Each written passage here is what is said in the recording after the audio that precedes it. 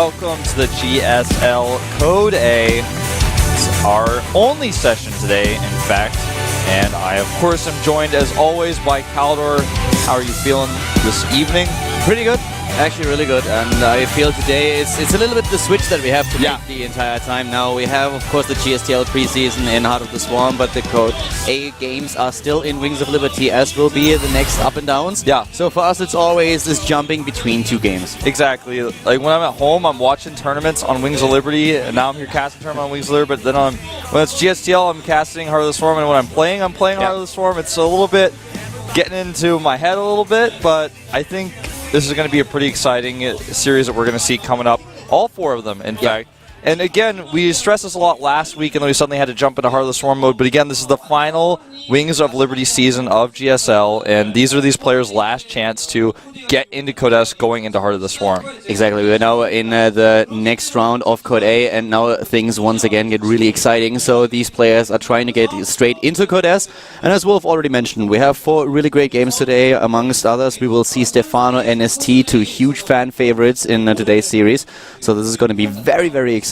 Yeah. I'm really looking forward to it. It's going to be cool. I'm looking forward to seeing how Noblesse is going to show as well. Yeah. The MVP team is looking really strong right now. They've got a really strong lineup of players from all the races.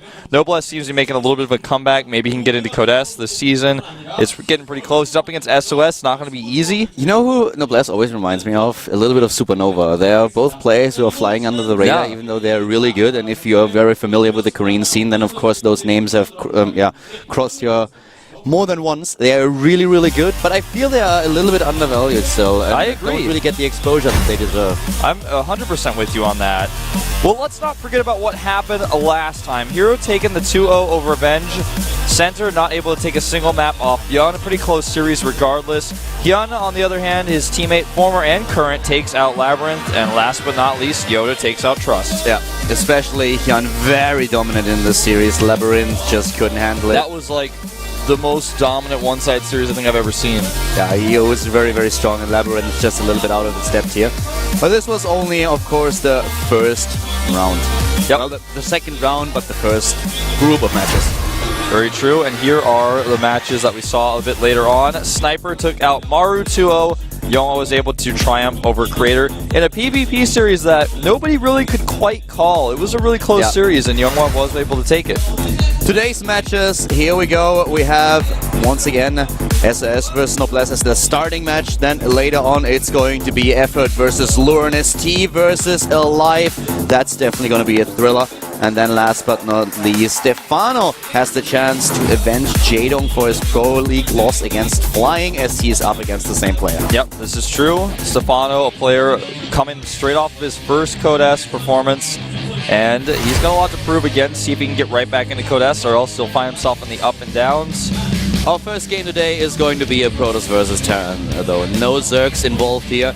Wounding Stars, they were able to take out EGTL without a problem at all in Pro League. One of the contributors was SOS, now he's up against an ESF player, against MVP Noblesse. Yeah. And this is going to be a very close game, I feel. Yeah, so do I. I'm 100% in agreement. Wounded Stars being the current #1 team in Pro League right now. He's got a lot of great practice partners to train with, but Noblesse is on MVP, and he has a ton of experience in this GSL booth. Indeed he does. Belcher Beach is going to be our first map today. Both players are already getting ready. Noblesse definitely a strong opponent. He's coming from Code S, lost there, but through the up and downs, we had the Wounding Stars player end up in Code A, and now he's in the second round. He is indeed. We'll see if either of these players can go to the final round. Will they have that ticket, perhaps, to get into Code S, or will they follow the up and downs here early? This is the GSL Code A with Caldor and Wolf. Let's go into map #1.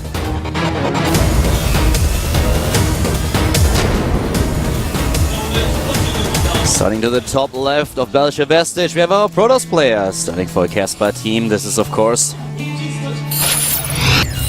웅진 스타즈 SOS. Hasn't needed any saving yet. Yeah. Was able to win in the first round of Code A against S2 with a 2-0 victory. Didn't even drop a single map. Today he's up against a Terran player. At the bottom right for Team MVP we have MVP Noblesse.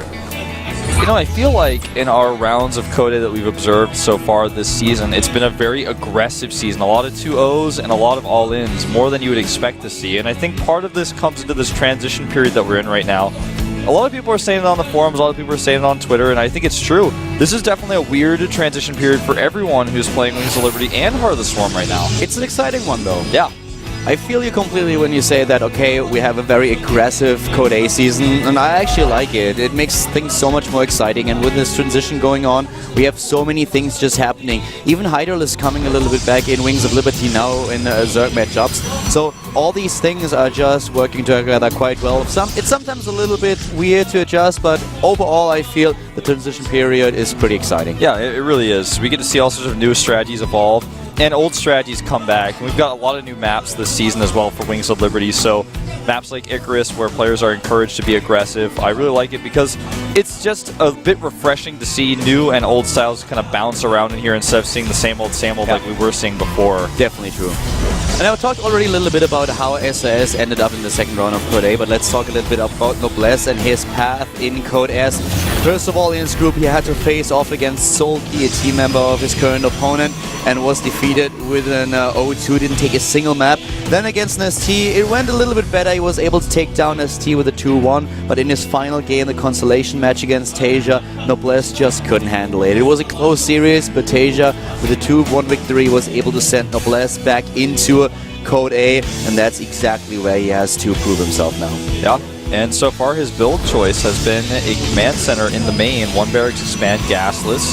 He's going to get some scouting information to see what SOS is up to, and he will be very pleased to know that there is a double gas in the main. So for him now, he just needs to be careful, defensive, but also he knows his command center is going to be very far ahead. Yeah, that's definitely true. Once again, just to remind you guys, while we have a double barracks after the command center to save, to just secure his position a little bit, Noblesse or Noblesse or SAS, they will either face Flying or Stefano. We will see the next match in the same bracket later on today, so that we can already tell you exactly who's going to face off in this third round of Code A. And whoever was wondering out there, okay, well, if Noblesse lost in his Code S season, so who did he beat in the first round of Code A? He actually didn't have to beat anyone in the first round, because he dropped right into the second round of Code A. Yep. So this is his first Code A match. There was never a chance for him to drop out of the GSL entirely and end up in Code B. At the least what is going to happen for him is spotting the up and downs. Yeah, it's good that you clarify that, because a lot of people were confused since this is his first time playing in Code A ever. When you get third place in your group, you still get that second round spot. We have Robo before Gates coming up for SOS. Yeah. Going straight into the robotics now. What SOS wants to do here, he wants to get a lot of scouting information out. So far he doesn't really know what's going on. The Terran player was able to hide his command center. We have it on the high ground and not on the low ground just yet. So the expansion for SOS will give him the faster mining, but Noblesse will therefore hide everything that he does, and this is exactly what SOS wants to find out right now. Okay, I don't know exactly what you're doing. I have my double sentry here. I can hold off an attack, at least delay it a little bit. If I go into my robotics now and get my observer out, I will at least know what exactly is going on there. Yeah, he has double stalkers at the bottom of his ramp so that no SCVs can see his Nexus, as we just saw on screen. He denies the scout. Now Noblesse is mining from 2 bases, and their bases are landing around the same time. Noblesse obviously having the faster second mule is going to help him out quite a bit. He's getting his stim at a normal timing. And these are all the types of things that SOS wants to find out right now with his observer. And that's why it's very important for him not to get intercepted here, which is what Noblesse is trying to catch right now. If he catches this observer, it's very critical. Yeah, that would be awesome for him. Usually you know roughly where the observer routes are, but in this scenario, SOS is completely fine. His observer is dodging those Marines. But one of the things that is definitely true about Belcher Vestige is that it's a very aggressive map, especially for Terran players. They love to dart around the watchtowers, try to take on the expansion from one of those 2 angles where you can move in and then do damage. We've seen this over and over again. The Protoss player being positioned in the middle of the map and the Terran just trying to capitalize on this position, going around them and heading straight for the probes at the natural. Yeah, and that's what we're going to see here. Probe over here on the left side just barely escapes vision of that SCV, and his pylon will be hidden as well. He's making multiple Immortals here, going up to 3 and adding 2 extra gates. That's going to put him up to Let me verify. I think 4, yeah, a total of 4 gateways. We could see a very big attack. And with this pylon here, it starts to look very clear that we are going to see a big push here. SOS cut pro production. He doesn't produce any harvesters anymore. Now he just starts to go into them again, but let me just paint you this picture. Usually at this point in time, the Protoss player is far ahead in the probe count because he is chrono boosting his economy, and the Terran player is losing a little bit of SCB production time while he's going into his orbital tech. But SOS for a long time did not produce any harvesters at all, and is just saving all his resources to go straight into the army. And this is exactly what we have now. SOS, of course, not Noblesse.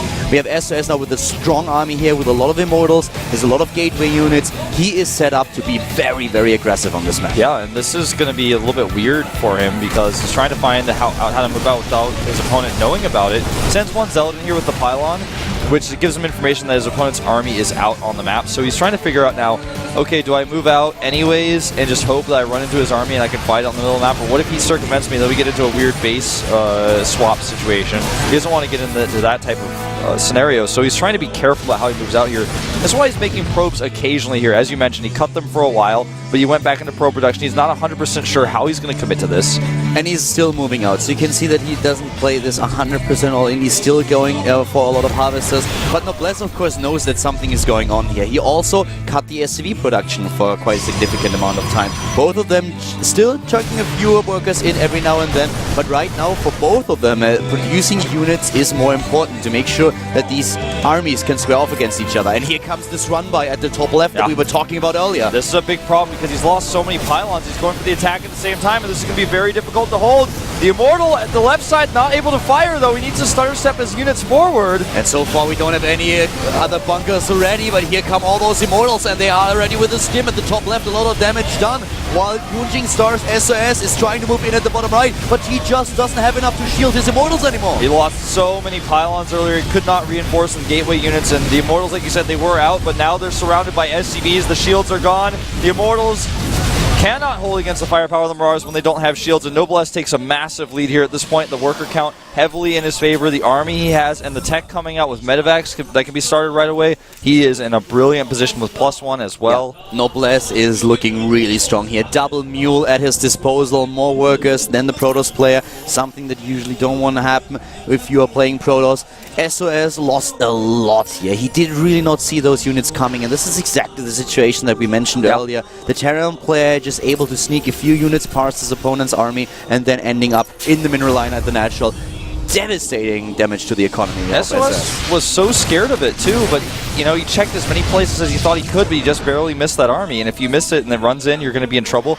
Part of the problem I feel for SOS very strongly is that he made a tough choice and he sent that Zealot in to scout, and when you do that, that immediately tells Noblesse, okay, there's pylons, where are they? And he went and killed them, and he killed both of them, which further supply blocked him. Even when the run-by came in, he was supply blocked from losing yet another pylon, so he couldn't warp in units, not in the attack, nor in his defense, so losing all those pylons was really a big problem for him. He's going to catch this army in the middle of the map, though. This is quite huge. Yeah, trying to take down these units. Nice force fields. This is great. Now he can fight the units on the left side as well if he targets with his Immortal. A nice attempt to rescue the units with a medevac, but in vain. And now we have the Terran player moving forward, trying to equalize the count with the stim, going in and darting into those sentries, trying to take them out one by one, and he's catching another one. Yep, really nice micro by Noblesse, just a step above SOS as I feel here. Now we've got 5 Marauders rolling in with the medevac healing power. This is not going to be easy to defend. He's got more units rallying as well. He can't stay here forever, but he can certainly stick around a little bit longer until the next warp-in's there. And you know what? If he trades like this, he could actually just stay. Yeah, he's just going to do more and more damage the economy of his opponent. He's 30 supply, 40 supply ahead already, and he's getting another base. Noblesse is making all the right decisions here, still pressuring his opponent, and he might actually be able to break through. Immortal is gone. The Zealots are being microed against here with the medevacs. Really nicely done, and the sentry falls as well. Stalkers do not have enough firepower to outdo the healing, and the Marauders are going to cut through. That's it. GG! Game 1 in favor of Noblesse. Well played, a very aggressive game once again on this map. You know, some people say the best defense is a good offense, and that's basically how Noblesse played this one. He had that group of units always threatening, and as soon as SOS moved in, he used them. Yeah, and he used them well. He took down 20 harvesters, he moved into the main base for a split second to force the warp in at the top left. All these units were missing at the bottom right.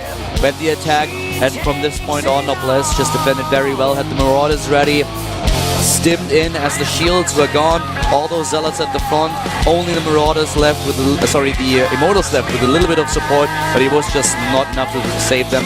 Really well played by Noblesse. Yeah, it was greatly done. I was impressed with his ability to scout, be aware of the map. Seeing that one zealot, he knew instantly those pylons are on the bottom left, I got to take care of them. Map number 2 is going to be Akalon Flat. It's historically a good map for Protoss, but Noblesse looks on fire right now. If he knows what SOS is up to, I think he'll be able to defend anything he throws at him. It just shows once again that Team MVP is doing a great job with their players, that Noblesse is a strong Terran player. He's been in Code S and he wants to get back into Code S in the second round. He has to prove himself against the Kessler player, and so far he's just doing well. We're jumping now into game number 2. Akalon Flats, as Wolf pointed out, is our second map. Let's see if Noblesse can close it with a 2-0 or if SOS is coming back into this series. Here at the GSL Code A, Colin Wolf.